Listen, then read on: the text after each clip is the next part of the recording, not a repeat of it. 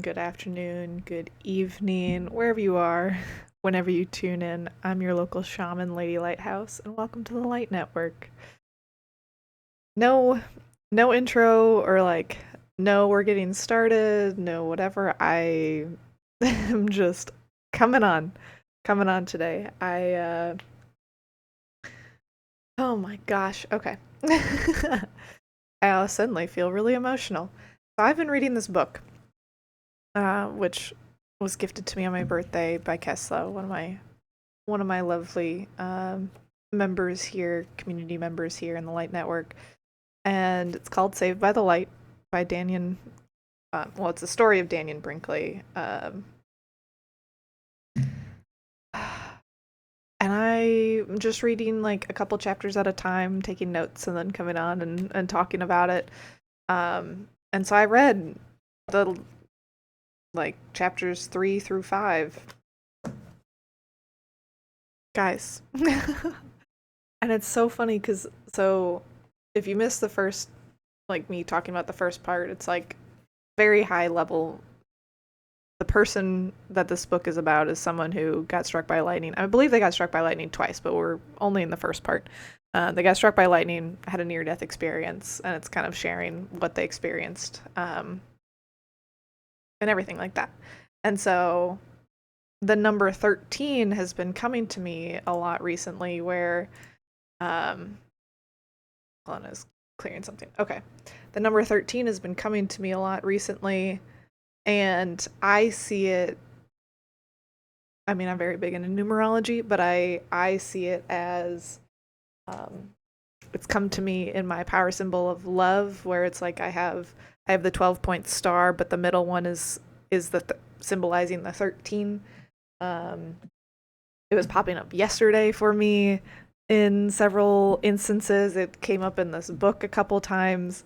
Um, Literally in these chapters, it came up several times where it was like there were the person who was kind of going through like their life review. After the life review, they got to like this hall and they got to interact with these 13 beings of light, but it was like 12 were all very the same and kind of representing the different like zodiacs or emotions or traits. Like you could think of it as zodiacs, but it was like more than zodiacs. It was like they each embodied a specific like emotional energy. But then the 13th one felt, more powerful, and it was more of like a deep blue within. Um, and I just get like I get so many chills when I say that, and I think about that too because um, I think I'm allowed to share it in this space, but I've had. So I work a lot with light in my Reiki and in just I work a lot. I work a lot with light when it comes to helping others heal and moving energy, and like I'm very connected to the different like energy or emotional energies in the body. Um, and a lot of the stuff I'll do is working with different rays of light. So you might have, if you're familiar in the spiritual realm, um, you might have heard of like the violet flame, and that's very common with like Saint Germain being kind of the main person that brought that into the space. But everyone can use the violet flame. It's a energy transmuter tool. You use it like it. I don't want to put any like specific guidelines on it because it comes to you naturally. Like it will come to you, like you will feel called to use it when you're meant to use it. Um, don't force it. At least that's how it's been to me, and that would be my recommendation. Is like don't force it. Just you know, if you feel like oh I want to call upon it, trust that it's a good energy transmuter. Um, but I recently learned and I was just kind of checking because when this first thing came to me, it was kind of like the message was around like, don't, keep that to yourself for the time being, and it feels like it's ready to kind of be shared here a little bit more. That's what came to me right around the period of time that I was kind of waking up to my shamanism was uh, the sapphire flame. And I couldn't really find anything about it online. Um, I could see stuff about like the sapphire, like sapphire light, and a flame is light. I don't know. That it feels like the sapphire flame feels different than sapphire light. Like the sapphire flame feels like when I say sapphire flame, like oh, I feel it deep within my chest. And what do I what wants to come forward? What do I hold on.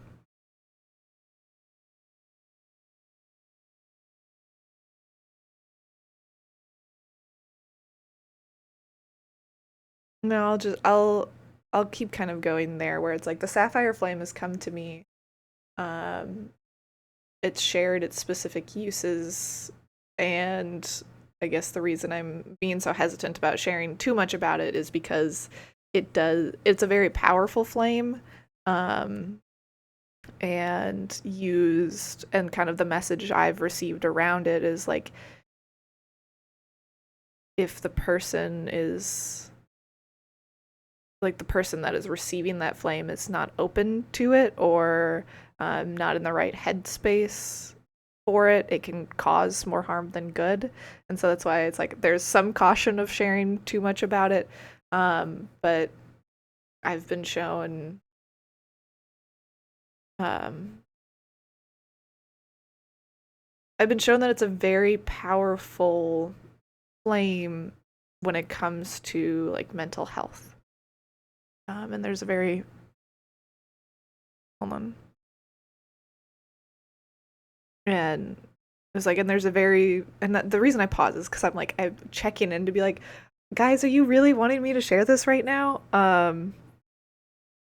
It feels like yes. So we keep going, and I will just assume that if I start blubbering and my sentences stop, that it will just be that will be my sign of like okay, or the stream shuts down. That'll be the sign of like, and they didn't want me to keep going. So, um, okay. So, anyways, the sapphire flame. It's come to me. It's meant to be used with mental health, and it's meant to. But if someone, like I said, is not in the right mental head space for it, um, it could cause, like, the message I've received is like it could cause more harm than good, and I imagine that would mean like it might cause more like an overwhelming sensation in the brain, or kind of like an overwhelming sensation, like an overwhelming download situation happening, where it might feel like you might feel like you go into like a psychosis or psychotic break. Um, that's kind of like the caution that's around it, and that's why using it or like I'm sharing it. I've been I've been hesitant to share it, but also it feels like it's meant to be shared right now. Um, but it does feel like how it gets used is meant to be only on the head. It does the violet flame doesn't go anywhere else. It is just strictly a, a flame to call upon for your headspace, for healing, for mental health, and where it's placed is on the back of the head. It's placed when using Reiki.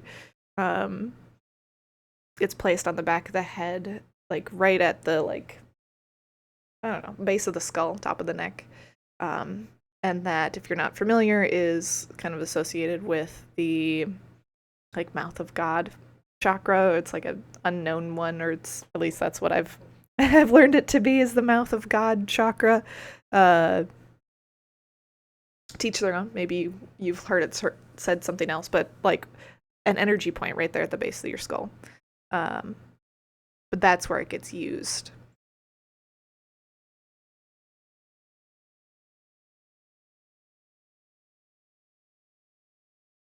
Just pausing for a second. So, anyways, the number 13.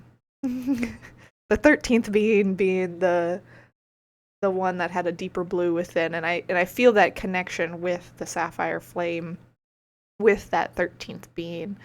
Um and so that just, I don't know. We're processing some things live in this moment because I just finished and I felt like I needed to come talk, and so we're talking off the cuff. We're not out here prepping this other than me taking a couple notes of things that I like highlighted during my like reading. You're just getting me. uh or like what's coming to me and what's coming to me. So anyways, I don't know how that all connects necessarily, but it just feels impactful. And I also think of numerology with like the number 13 is like you look at with numerology for whatever reason this particular number. I don't When I get double digits or triple digits, sometimes I feel called to add them together, but I hardly ever feel like I need to like subtract them. But there are like hidden numbers within the main number, so it's like, oh, you got 13. Well, if you add them together, then you have 4. And if you subtract them together, you get 2. But then you also have the power of 1 and the power of 3.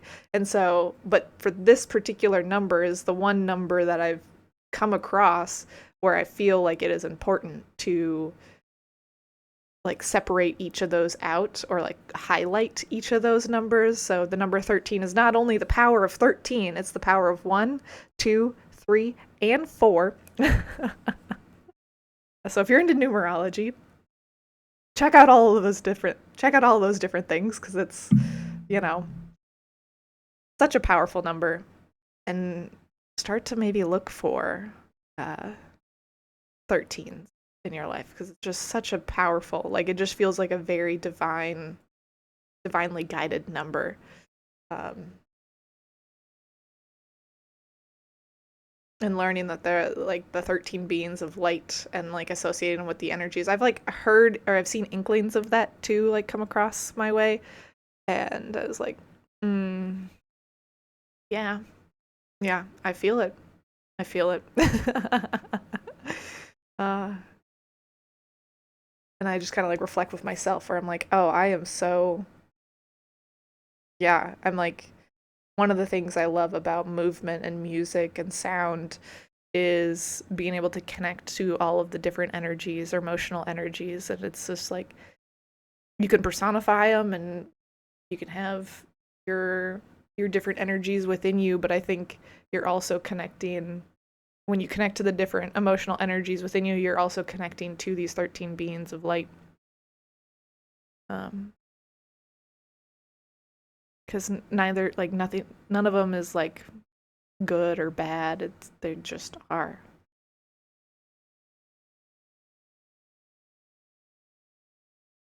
Okay, we're gonna keep going. All right. So next, as I was reading, that's my 13 beings of light. I get to right around the 13-minute. I think it was like 13:33. Love that. Love that for us. Uh, page 30. Let's see. So the next thing that was like coming up for me, and I made a note, it was like ask and you shall perceive, and like you hear the term ask and you shall receive. Um, and I thought this was interesting, calling out as ask and you shall perceive, because in the book they're talking about how they were exploring the essence of like what these light beings were, and they're like, in a split second, I understood how light works, the way in which spirit is incorporated into the physical life, and why it's possible for people to think and act in so many different ways. Ask and you shall perceive is the way I sum it up. And I think about this, or like the way this kind of comes up for me in my life, and kind of like the message coming forward is like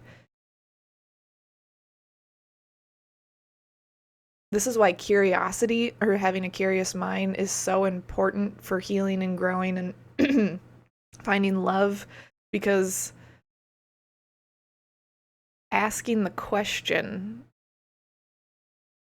allows that answer to be created and that answer to come to you in the time that it's meant to. Um, that's why it's almost like it's why I love doing jigsaw puzzles, and we'll see if this connects for you. If not, I don't know. Maybe we'll see what something else comes up. But this is why I love like doing jigsaw puzzles, because I'm not someone that will, oh, I'm looking for this one particular piece and I'm like, I won't stop until I find that one piece. Like, I'm not that type of person. I'll be like, oh, I'm looking for this particular piece.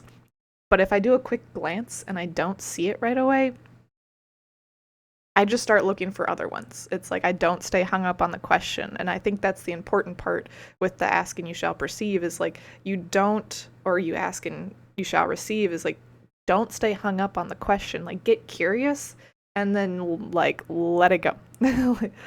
So with the jigsaw puzzle, it's, I'm looking for that piece. If I don't see it, if it doesn't stick out to me fairly quickly, then I ask the next question. It's like, okay, what about this piece? Or what might be a texture or color grouping that I could do next, and I'll like go work on that. And the funny thing is it's like as I'm working on something else and I'm like making progress over here, suddenly I find that other piece and I'm like, oh, there it is. Like, so it's kind of the message here is like get curious, and it's really good to have curiosity, but don't get hung up on your asking one question over and over and over again. Like ask the question and then move on. And allow that answer to come to you, or you to discover that answer uh, when it's meant to, because it will come. The answer will come. Okay. The next part I wanted to talk about was is talking about watching Russia. This might be a little more political, but this is going to be interesting, I think. I don't know. It was interesting for me. So basically how we got to this point, um, like I said, the person's going, they're dead. They're in a city of light. They're in front of these 13 light beings. One by one, these light beings are coming up and like basically giving them visions of the future. And I should call out that the thing about the visions, and something that I do want to say too before I get to the end, is like they do point out that, the future can change. It's not written in stone. It's just like we as humans need to kind of know what where our path is heading to be able to make adjustments. Um, and so one of the things that they called out was it said, watch the Soviet Union. How the Russian people go, so goes the world. What happens to Russia is the basis for everything that will happen to the economy of the free world. Granted, I will point out, like, this was, they died or had this experience back in, like, 1975. So, 50 years ago. But there's a decent amount of things that they've highlighted in here that like did come to fruition. But it felt important to call out this Russian aspect right now, because being in America, at least me in America right now, I try not to stay too in the news and in the things, because that is so fear-based and I don't choose to live in fear. Um, However, it does feel important to, again, point out that it's like how the Russian people go, so goes the world. What happens to Russia is the basis for everything that will happen to the economy of the free world.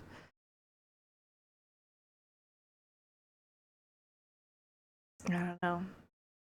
It just feels like I need to bring that here to. That's just like a little nugget, mic drop moment. Happens to Russia is the basis for everything that will happen to the economy of the free world. I feel like, jokingly, I'm like, I feel like we need to target our efforts at helping Russia, but not in the, like, how do I want to say? We need to spread love and light to Russia. uh, yeah, that's crazy to think about. It's also funny because I am part Russian. I believe I have Russian heritage. Um,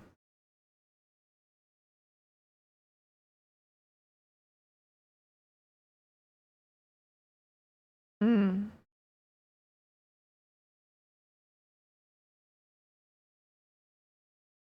that felt that felt important to call out.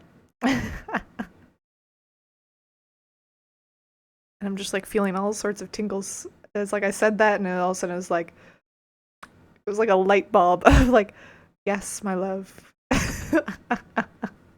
Like, oh, I just had to talk it out loud to figure it out. Um,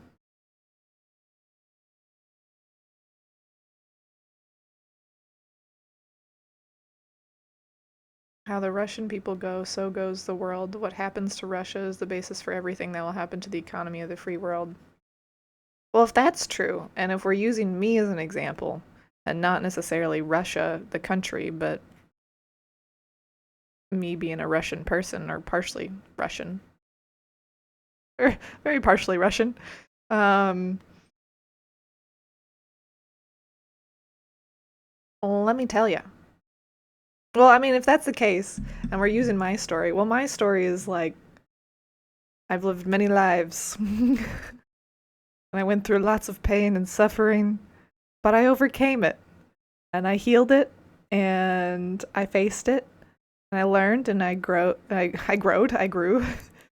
and I learned how to love. I learned how to feel love, be loved, experience love, give love, and I think everyone else is capable of that. So if that's the case, be like the Russian people. Be like Babushka here. And overcome your pain and suffering because it's possible. I like it. I like it. It's a fun. That's a fun little one. uh okay. The next part I wanted to call out was on page 46. Um and it's talking about World War III, or like the potential of a World War III. And that feels really um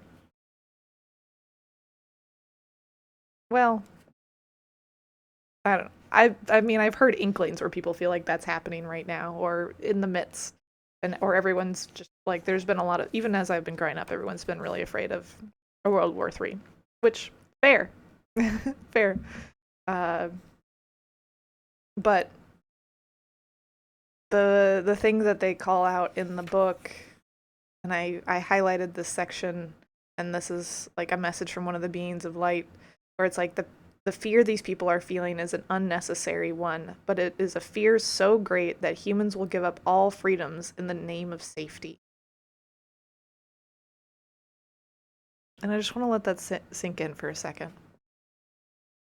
The fear these people are feeling is an unnecessary one, but it is a fear so great that humans will give up all freedoms in the name of safety.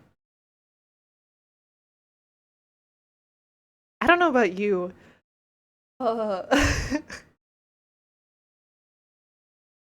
It makes me emotional. Like reading this makes me emotional because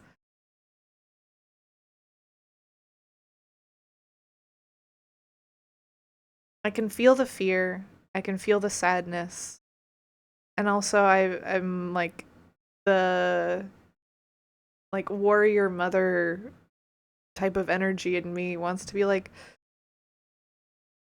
don't be afraid, my loves. And I know that's easier said than done, but it and that's part of the reason why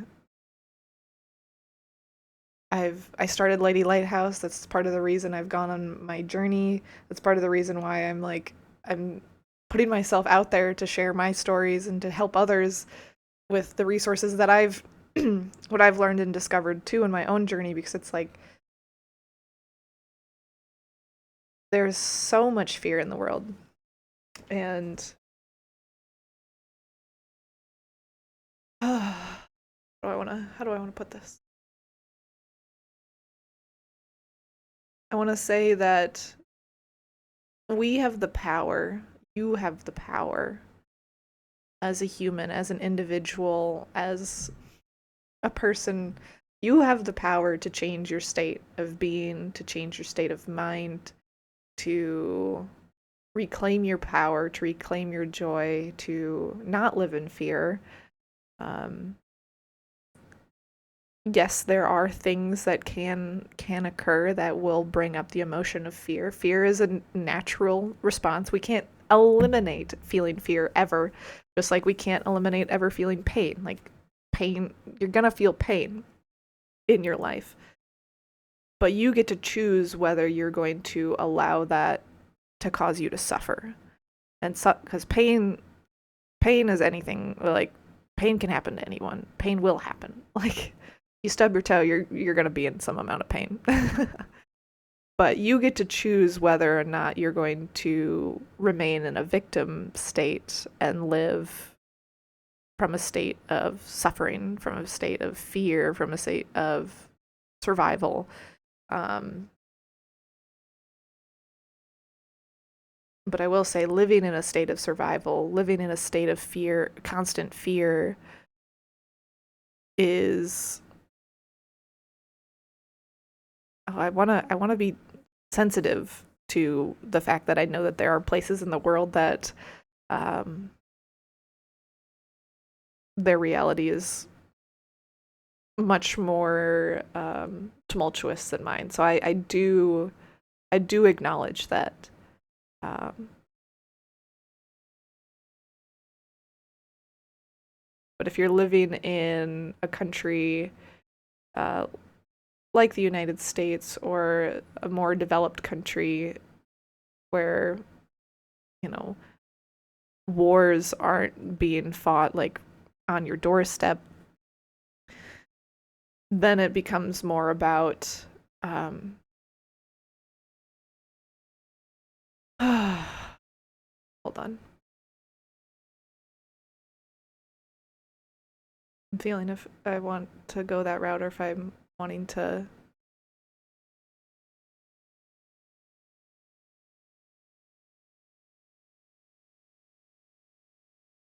No, I think I'm gonna stop there for a second because I I think it's valid for both places. I think it's valid to feel fear. I think it's valid to be afraid. I think it's valid to, especially especially with all the content and information we see day in and day out on your feed. Like fear spreads.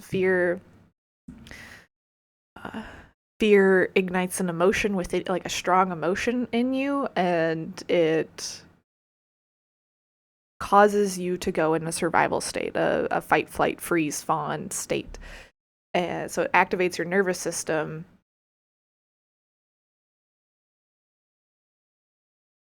And so if you keep seeing or you keep experiencing things that are um, fearful or activating to your nervous system, you eventually, even though your body is getting like worn and worn out and eventually like, breaking down from the heightened state of stress, like you become so comfortable in that state, or like that's just like the way you know life to be, that you're like, I don't know, like no, I have to be like this all the time, and you just kind of feel like wired all the time. um that becomes a habit, that becomes a pattern, that becomes a state of your nervous system that you become accustomed to, even if it's not an enjoyable sensation or an enjoyable way to live. You've just gotten used to it. um and so for anyone that's living in that like heightened state of survival, like becoming aware that that's where how your nervous system is living is the first step, because well, actually not even because, it's like that's the first step to reclaiming your power, to finding finding like a relaxation, a joy, just a better feeling. like you don't even need to go to love if you're not there yet. Like go to uh go to oh, exhaustion. Like instead of being pain, it's like, all right, I'm exhausted. All right, great. Feel exhausted for a bit. And then it's like after you get out of exhaustion, it's like, okay, now since you're like, allow your body to rest, and once your body rests, then it's like, okay, great. Now reach for something a little bit nicer. So if you're no longer exhausted, now it's like we're reaching for, I don't know, to just go through the day as like mundane neutral as possible. And then it's like once you get past that, then it's like, okay, now I want to have a little bit more fun in my life. So now reach for that joy, that play, that fun, like just like step by step you can rise out of fear, um, and into love.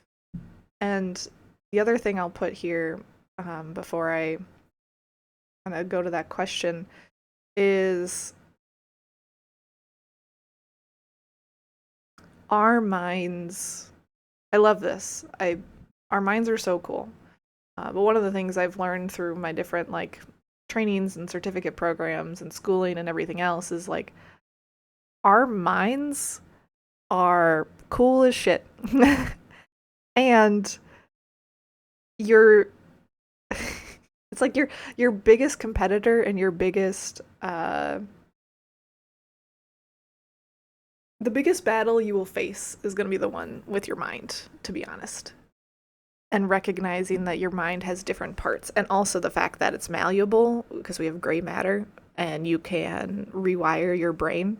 And that's why I love using the analogy that your brain is like a computer, like a computer or an operating system, because when you're growing up, you are like absorbing, you're like machine learning or AI, like you're machine learning. You're learning all the things that are going on around you, how to behave based on what you see, what you're ingesting, like the information you're ingesting, how people are interacting, the energy you're feeling or picking up from people.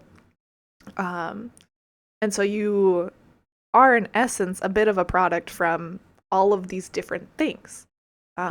And the cool part about being a human and having a brain is, and being autonomous, is the fact that we can go delete old programs if we don't want them anymore, and we can download new ones.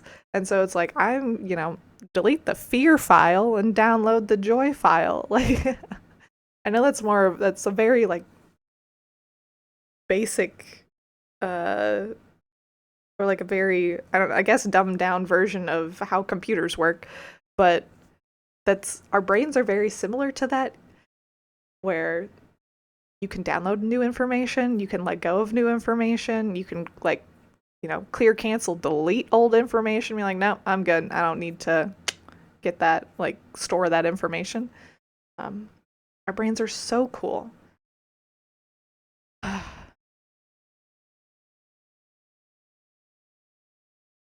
All right, so your question is, do you think souls chose the place they are now to experience some kind of lesson or experience, or is it just noise because ultimately the only thing you can monitor is your own state, or is it both? Yeah, I believe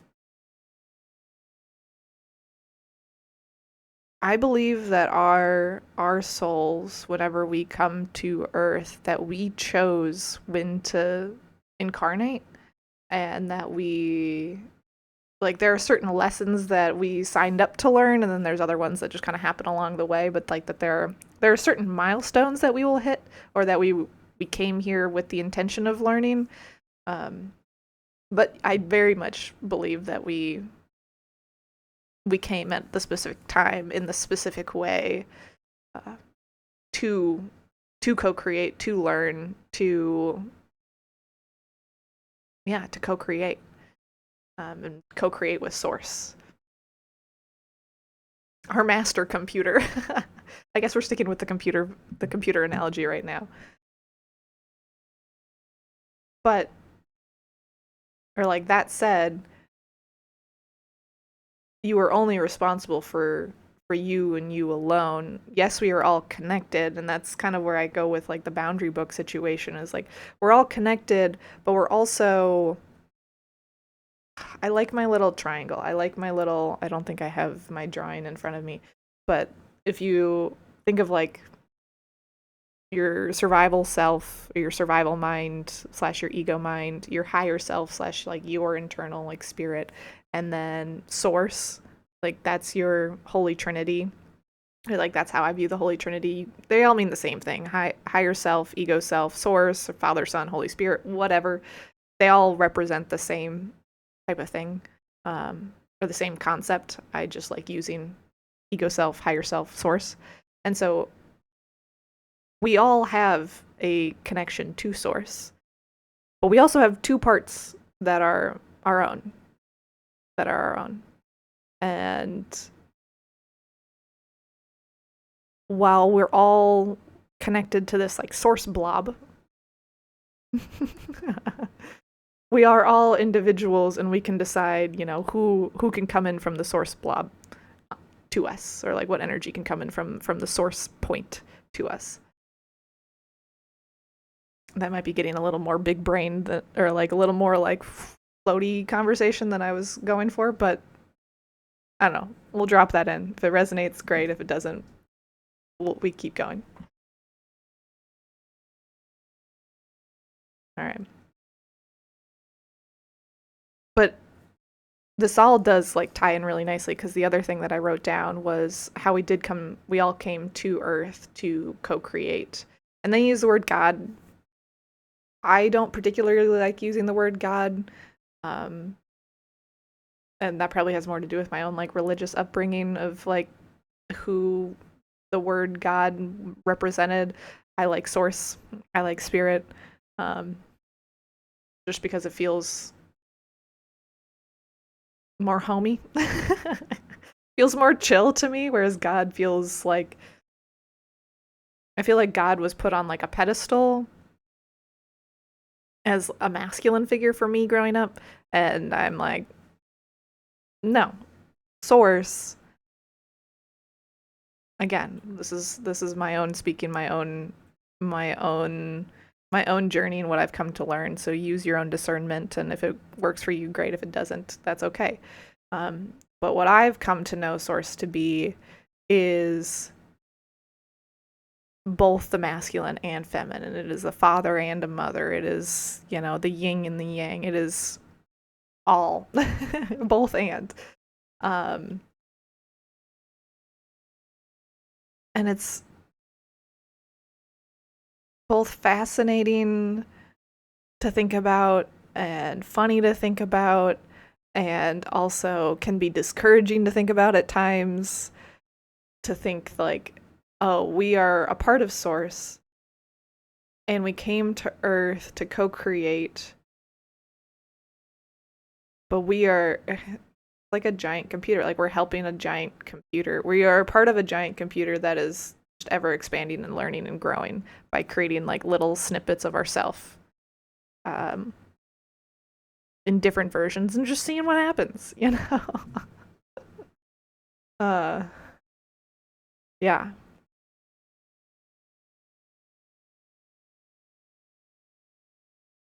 And I think it's so fascinating to learn. It's so fascinating to think about this idea of being like, if I was a god, or if I was a creator of, like, if I was the first creation. And I think I saw a video about this, and so I might be quoting some of their stuff, but, or like that's kind of what's coming to mind, where it's like, if I was a god, or if I was a creator and I was all alone, all right, well, what am I going to do? Well, I'm gonna if I'm alone, it's like, well, what can I do? Like any machine learning algorithm, it's like, well, what can I do? You start kind of testing different things. It's like, okay, what does this do? What does this do? How does this do? I like that response? Do I not like this response? Where should this go? And you just start playing with different things, and so it's like, okay, once they create a bunch of like fun and joy and you like live out your wildest dreams, and it's like, okay, well, maybe I want to feel the opposite now. So then I go have some pain and suffering. You're like, all right, well, that was interesting. Learn some things there. And then you start creating more and more little branches of ways to learn or things to learn. And here we are. Here we are, humans, a product of source, being curious. And so that's why it's like we are co-creators with source. We are co-creators of God. God is within us. Source is within us. We are all a part of the same like machine learning computer, if you want to use the computer analogy. Um, yeah, an infinite way to experience yourself. Yeah.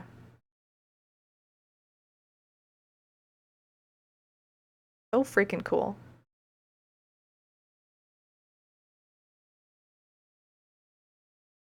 Hold on.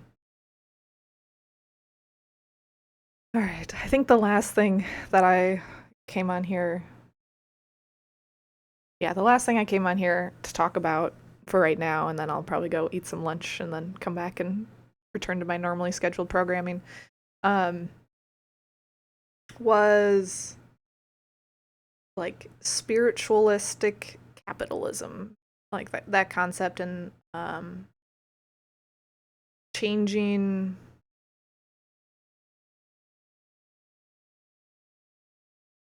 Because a lot of what this book was talking about, or like the chapters that I had read so far, was talking about like, the fall of religion and kind of the chaos that is ensuing in the world as religion is falling and people are becoming disconnected from God. And again, um, I'll use word source, as people are being disconnected from source. And I, first of all, totally understand why that happened. It makes a lot of sense given the fact that so many human elements or ego elements were placed in the teachings of who like source was or source is. And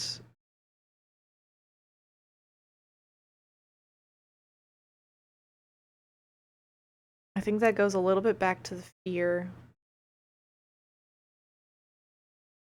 Hold on, I'm this one's kind of formulating as we're going. Give me just a second.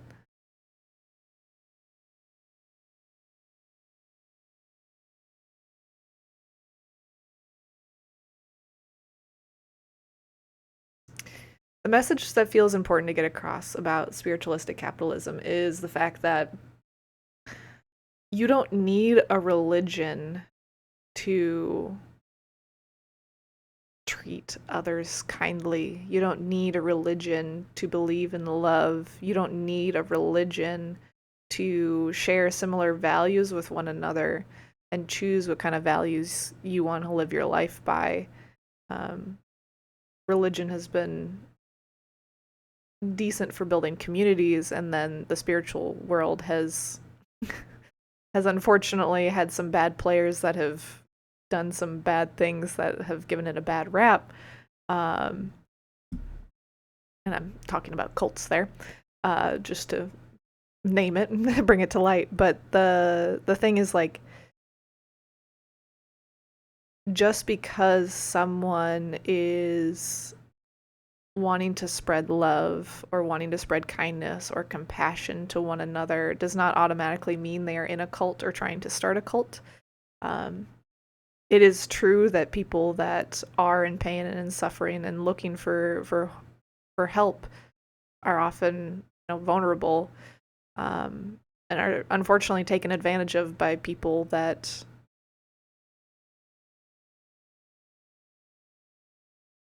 I guess chose that path for themselves. Um,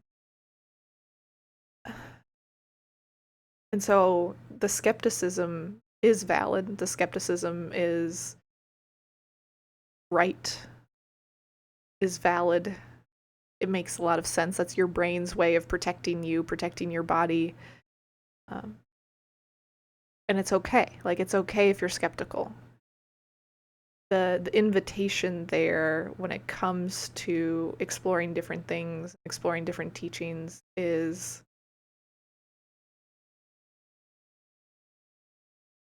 it all comes back to learning to trust yourself, to trust your body, to trust your intuition and not lean on one like someone else to tell you how you should be or who you should be, but you determining for yourself who you want to be. Like taking in information from different people, not just myself, but take it in from plenty of different people, different resources, and determine for yourself what you want to believe, where you want to go, how you want to live your life. And so like the caution is like, yes, have skepticism. That's good. And also be curious and learn to trust yourself. That starts with connecting with yourself first and foremost. It starts with connecting with your body, your mind, your love, your kindness, your compassion for yourself, for your body, for your soul, for the actions that you have taken in your life. And when you truly know how to sink in and love yourself, then and trust yourself, then you're able to more easily discern, you know, who feels in alignment, who feels good, and who's, throwing you bullshit, to be honest. Um, so if you do have people trying to be like, well, you need to do this, or this is the only way to live, that would be definitely, if not a red flag, a yellow flag, a beige flag. Uh,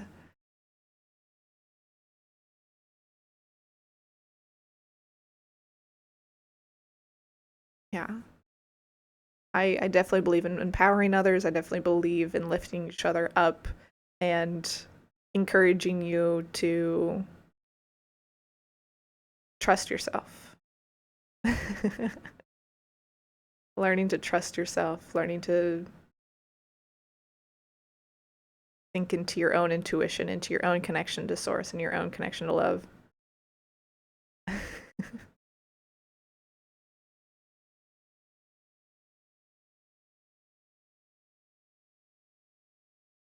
Because there are good people out there. And I shouldn't use good or bad or whatever, but there are people out there that genuinely want to help you, or guide from a place of like unconditional love and not from a place that is trying to manipulate. But again, it is good to be skeptical. It is good to be cautious. Thank your body for showing you a place to be wary. And like I said, you get to decide. You get to decide what you learn, where you go, what you believe, what you value. My way is only one way, but it's not the only way. I just know for myself what I've come to learn and what I've come to know about love and light and joy and healing, and it's a path I wish to share with others. If it's for you, amazing. If it's not, that's okay. You'll find the person that you're meant to find, or you'll find it within yourself in whatever way you're meant to find it. So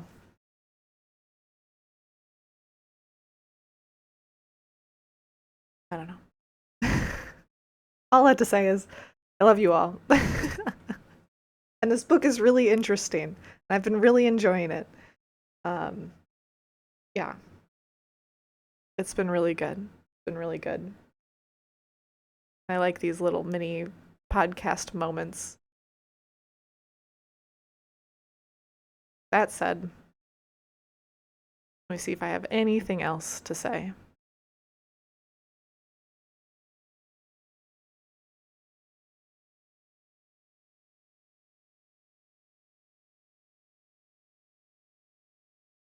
Good morning. Hi. Hello. Welcome, everyone. I think that concludes my Saved by the Light portion. That was a good discussion. That was a good off the cuff